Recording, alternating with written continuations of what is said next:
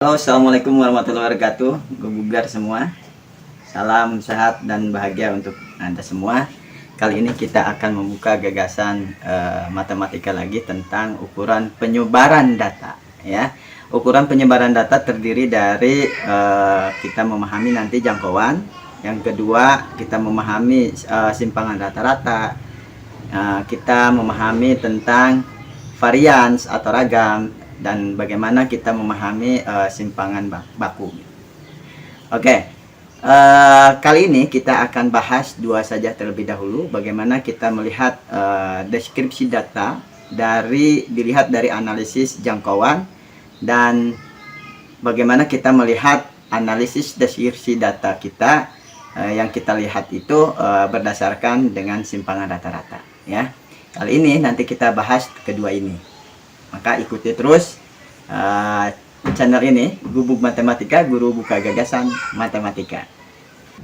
Baik, dalam ukuran penyebaran data, kita sering menemukan permasalahan dalam kehidupan sehari-hari. Banyak hal yang berkaitan dengan ukuran penyebaran data. Yang sering terjadi ketika kita melihat dua buah data, ya, ada dua buah kelompok data yang memiliki rata-rata yang sama. Ini membingungkan, ya, ketika kita analisa berdasarkan ukuran pemusatan data tadi tentang rata-ratanya yang sama. Kita perlu memerlukan analisa lain, berarti, ya, analisa lain selain ukuran pemusatan data yang tadi dikatakan bahwa rata-ratanya sama, gitu. Maka kita butuh analisa lain, ya, diantaranya tadi ini yang kita akan pelajari adalah dilihat dari jangkauan dan simpangan rata-rata. Ini termasuk ke dalam ukuran penyebaran data. Oke, seperti apa misalkan permasalahannya? Kita perhatikan ilustrasi berikut.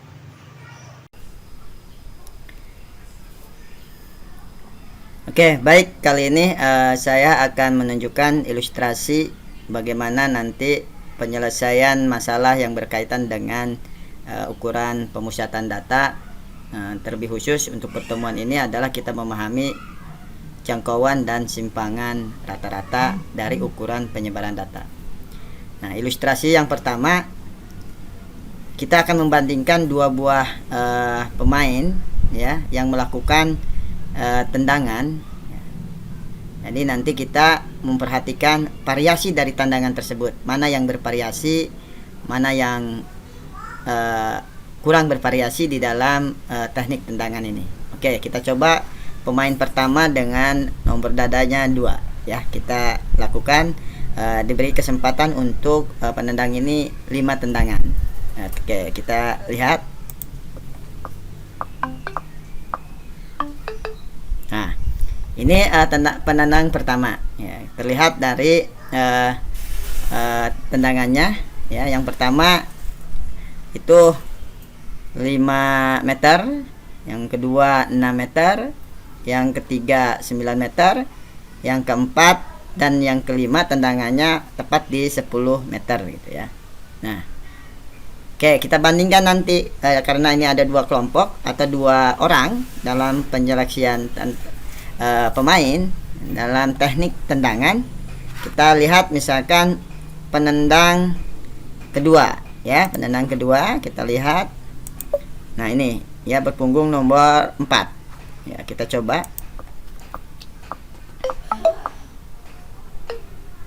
Nah, ini dia, ya. Nah, dari kedua tendangan tersebut, nah, pertanyaannya adalah mana tendangan yang bervariasi menurut penyebaran datanya dari ukuran pusatnya, gitu, ya.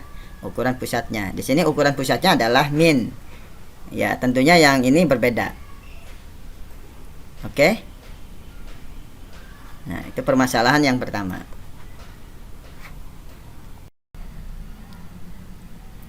Oke, permasalahan kedua, jika kita memiliki nilai dari dua orang nih ya, dua orang, dimana yang pertama yang orang ke A gitu ya, orang A itu sendiri dia sudah melakukan tes nih, tes 1, tes 2, tes 3, tes 4. Dia nilainya tes 1, 2, 4, 10 dan 8. Sedangkan orang kedua yaitu B itu tes pertama 4, tes kedua 6, tes ketiga 9 dan tes ke 4 itu 5. Nah, dari sini permasalahannya yang mana sih nilai yang bervariasi? Nah, dilihat dari pilihannya A atau B. Nah, gitu ya. Nah, ini juga permasalahan bagaimana kita melihat atau mendeskripsikan data tersebut, yaitu data nilai ini mana yang lebih bervariasi atau beragam menyebar dari ukuran pemusatan datanya. Sedangkan di sini ketika kita hitung rata-rata untuk nilai yang A 6 gitu ya, rata-rata untuk nilai B 6 juga. Nah, ini kan membingungkan gitu ya, membingungkan. Jadi butuh analisa lain untuk memahami atau mendeskripsikan data ini jika kita mau membandingkan dua buah data.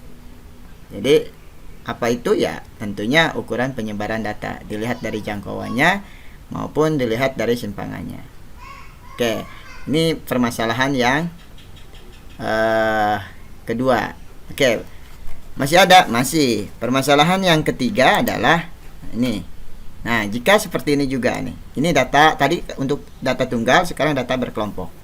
Nih, misalkan ada distribusi nilai nih dalam kelompok nih ya, kelas A dan kelas B. Bapak pengen membandingkan nih, mana yang lebih bervariasi menyebar dari ukuran pemusatan datanya. Nah, contoh kayak gini, kelas A memiliki tabel distribusi frekuensinya seperti ini di sebelah sini nih, ya, sebelah sini kelas A, yang ini kelas B.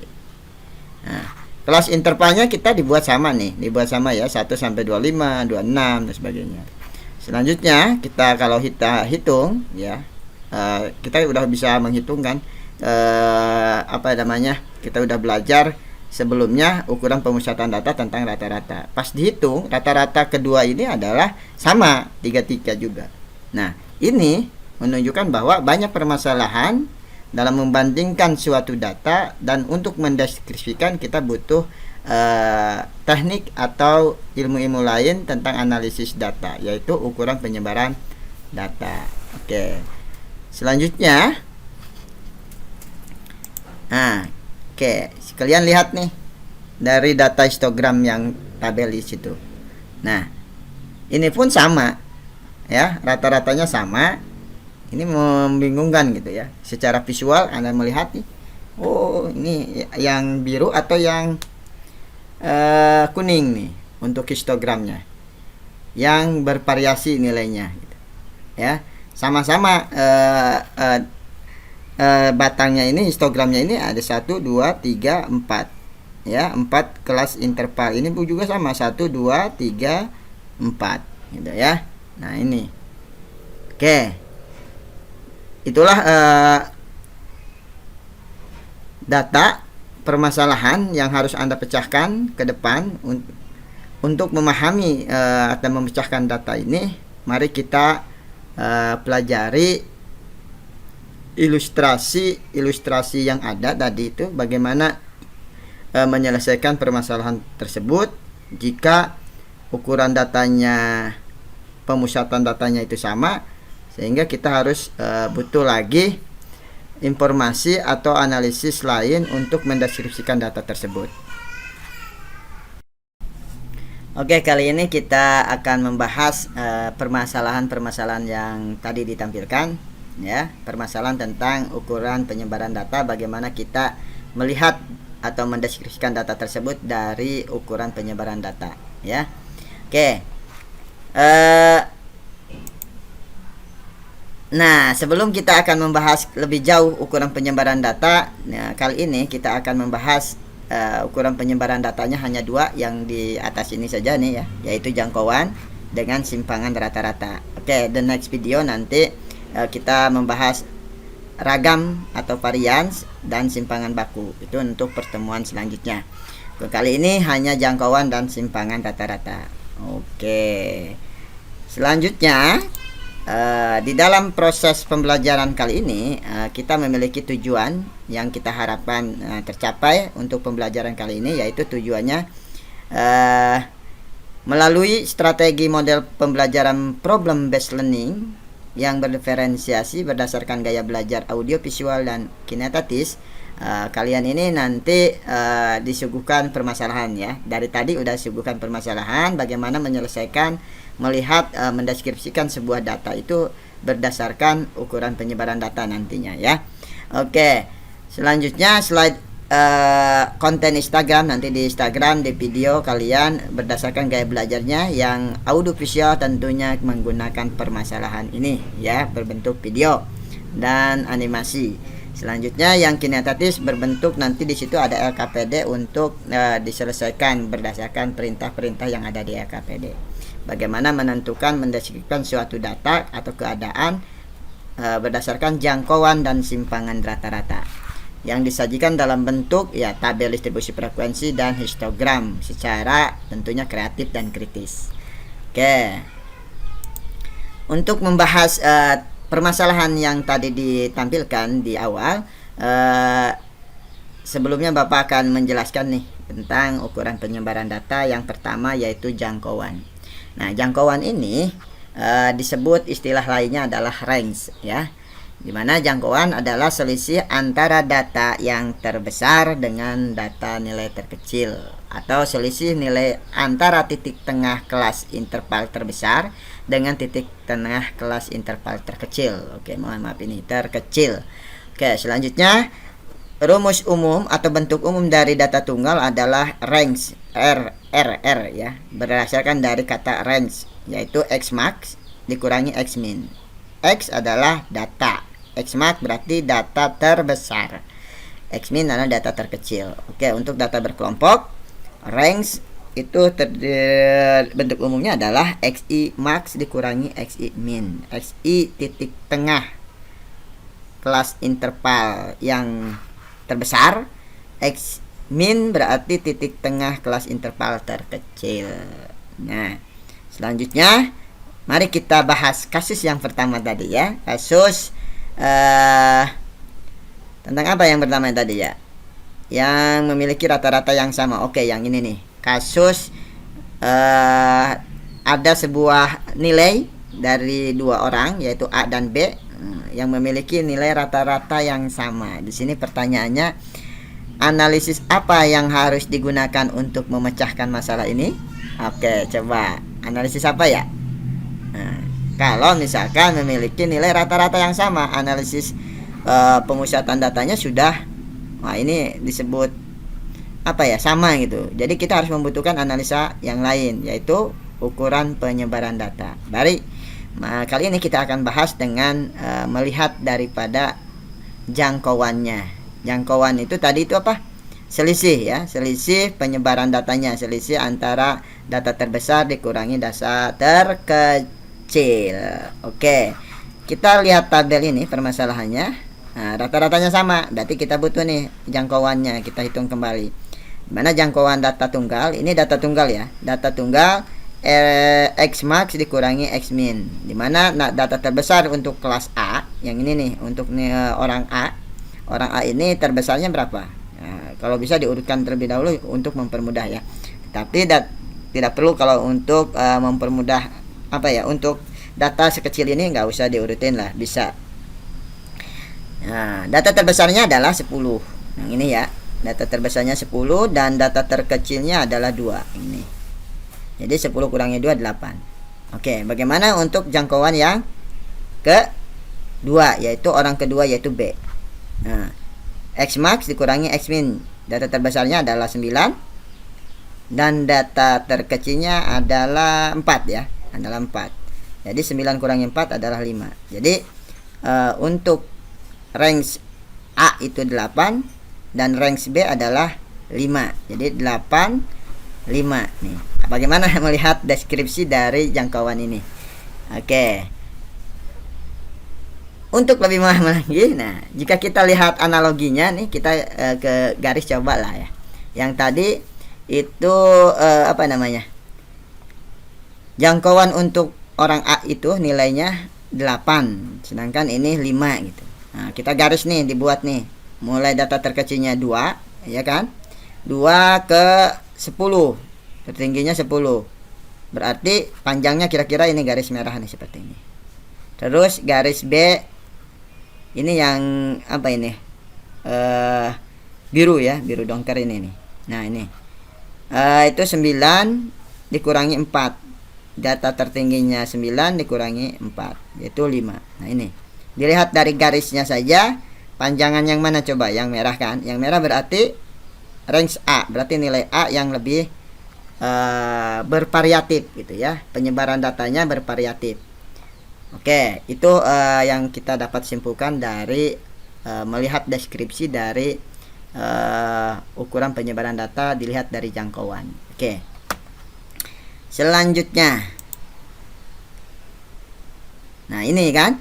Oke, penyebaran data nilai tes A lebih bervariasi ternyata daripada nilai si B itu sendiri ya. Nah, selanjutnya kita jawab kasus yang kedua. Oke, kasus yang kedua adalah, nah ini ada 2 buah tetap masih nilai tapi kelompok besar ya, data berkelompok di sini. Tabel distribusi frekuensi kelas A dan tabel distribusi nilai kelas B.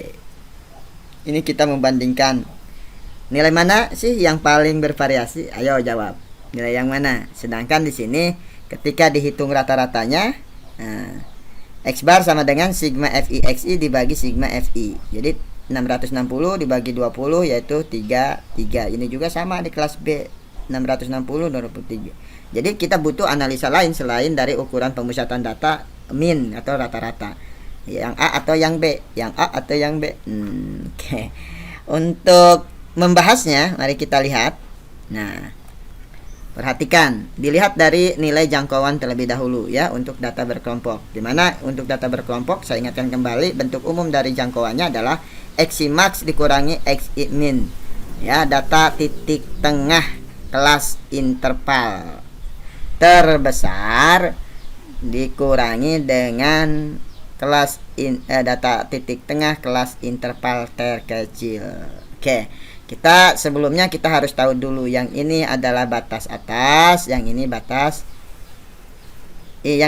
bawah, yang ini batas atas. Nah, kelas intervalnya yang mana? Nah, ini kelas interval itu 1 sampai 25. Yang kelas interval yang kedua 26 sampai 50 dan seterusnya. Berarti paling tingginya adalah 76 sampai 100 kelas intervalnya, yaitu kelas interval 1, 2, 3 dan kelima ya. Berarti ini kelas interval kelima. Maka XI max-nya adalah 76 kelas bawah ditambah kelas atas dibagi 2. Jadi 76 ditambah 100 dibagi 2 yaitu 88. Sedangkan XI min yaitu 1 ditambah 25. Dari mana? Dari kelas interval terkecil yaitu 1 sampai 25. Nah, ini kelas interval terkecilnya. Berarti 1 ditambahkan 25 dibagi 2 itu titik tengahnya yaitu 13. Lalu kita cari nih jangkauannya berapa sih gitu. Kita bandingkan antara kelas A dan kelas B. Melihat daripada jangkauannya kita masukkan nih 88. Itu nilai titik tengah kelas interval terbesar dari sini yaitu 88 titik tengah ini dengan 13. Nah, ini 13 ya. 13. Jadi 88 kurangi 13 adalah 75. Nah, selanjutnya coba kita lihat untuk jangkauan kelas kedua yaitu kelas B. 88 dikurangi 13 juga karena ini sama ya. 13 juga sama 75. Nah, loh, bingung ya? Nah, untuk menyelesaikan ini ternyata ketika dilihat dari ukuran pemusatan data rata-ratanya juga sama. Terus pas dilihat dari ukuran penyebaran data untuk konsep yang pertama yaitu tentang jangkauan juga sama. Nah, terus kita harus menggunakan analisis apa? Nah, kita lanjut ke analisis ukuran penyebaran data yang kedua yaitu ukuran penyebaran data. Yang kedua adalah simpangan rata-rata. Nah, kita bandingkan ya, jika kita analisis jangkauan yang sama, maka kita harus menganalisis lagi ke ukuran penyebaran data simpangan rata-rata ya. Oke, kita coba. Sebelum menguji ke dalam ukuran penyebaran data simpangan rata-rata, kita pahami terlebih dahulu. Ini biasanya simpangan rata-rata sering diistilahkan dengan mean deviation ya, atau deviasi rata-rata gitu ya. Nah, dimana apa sih itu simpangan rata-rata? Simpangan rata-rata merupakan nilai rata-rata dari selisih setiap data dengan nilai min atau rataan hitungnya atau dengan ukuran pemusatan datanya. Dilihat dari situ selisihnya ya. Selisih dari data. Maka untuk data tunggal ini ya, bentuk umumnya adalah biasanya SR diambil dari simpangan rata-rata sama dengan 1/n sigma daripada XI dikurangi X bar, ini rata-rata. Jadi maka selisih di sini. Selisih rata-rata dari nilai rata-rata dari selisih setiap data nilai dengan ukuran pusat datanya, yaitu itu rata-rata. Untuk data berkelompok ini ya. Oke. Kita pahami lebih lanjut dalam menyelesaikan permasalahan. Oke, tadi jangkauannya sama, rata-ratanya juga sama yang ini. Berarti kita butuh analisa lain, yaitu simpangan rata-rata. Nah, kita selesaikan permasalahan yang tadi, di mana kita membandingkan nilai kelas A dengan kelas B gitu ya hasilnya. Bagaimana variasi permasalahannya? Bagaimana variasi data kelas A dan kelas B gitu. Mana yang lebih baik gitu variasinya ya. Jadi penyebaran datanya mana yang lebih baik gitu. Oke. Tadi setelah dicoba, nah, nilai rata-ratanya sama ya, 33 ya. Ya, 33 dari mana? Dari 660 dibagi 20, 33. Ini pun sama 33. Nah, setelah itu kita analisa tadi dengan menggunakan analisis ukuran penyebaran data jangkauan. Tetapi nilainya juga sama gitu ya. Kelas intervalnya sama. Ini kan membingungkan ya. Membingungkan juga gitu ya. Maka kita harus cari kembali ya. Dengan apa sih kita menganalisa supaya bisa mendeskripsikan data ini secara ilmiah gitu ya, secara pemikiran matematikanya. Nah, yaitu dengan cara penyebaran data simpangan rata-rata. Kita lihat simpangan rata-ratanya ya. Oke. Nah, ini simpangan rata-ratanya. Dari rata-rata tadi, kita cari nih, apa sih yang dibutuhkan dalam bentuk umum dari simpangan rata-rata berkelompok. Kita pahami terlebih dahulu. Rumusnya adalah SR 1/n dibagi sigma FI dikalikan XI dikurangi X bar. Jadi kita butuh FI-nya sudah ada ya. Dari penghitungan rata-ratanya, FI-nya sudah ada. Terus XI-nya juga sudah ada ya. Rata-ratanya sudah ada, tinggal mengurangkan selisih antara XI dengan X bar atau ukuran pusatnya gitu. Lalu setelah didapat nilai mutlak ininya, maka kita kalikan terlebih dahulu dengan FI-nya. Maka butuh 2 kolom ini ya. Oke, 2 kolom kita butuh bantuan untuk mempermudah nanti menyelesaikan SR atau simpangan rata-rata. Oke, kita butuh kolom XI dikurangi X bar. Oke, XI di sini adalah titik tengah. Ingat, titik tengah itu saya ulas kembali, diambil dari penjumlahan ya. Penjumlahan nih setiap kelas interval. Setiap kelas interval ya. Apa yang dijumlahkan? Yang dijumlahkan adalah batas bawah ditambah batas atas dibagi 2. Contohnya nih, kelas yang pertama. 1 ditambah 25 dibagi 2. Berapa? XI-nya adalah 13. Kelas yang kedua, kelas bawahnya 26, kelas atasnya 50. Dijumlahkan dibagi 2, hasilnya 38 dan seterusnya ya. Seperti itu. Selanjutnya, XI ini dikurangi X bar. X barnya tadi itu 660 atau 660 dibagi 20, 33. Berarti kita kurangkan nih 13 dengan 33 gitu ya. 13 dikurangi 33 min 20. Maka ini kenapa di sini nggak ditulis nih? Tadi nilai mutlak gitu ya, selalu positif. Selanjutnya 38 gitu ya, dikurangi 33 rata-ratanya. Oke, rata-ratanya 33 berarti 5. Nah, min 5 kan? 5 nih positif ya. Itulah positif. Jadi yang negatif hanya ini saja. Jadi positif kalau misalkan nilai mutlak, tidak ada pernah negatif. Lalu 63 dikurangi 33 ya 30. 88 dikurangi 33 yaitu 5. Oke. Sampai sini selesai belum? Ya, kita membutuhkan dua kolom, yaitu perkalikan atau kalikan antara frekuensi F dengan selisih antara titik tengah dengan nilai rata-rata atau pusatnya, yaitu dengan ini. Berarti yang ini, kolom yang ini frekuensi dikalikan dengan kolom yang ini. Oke.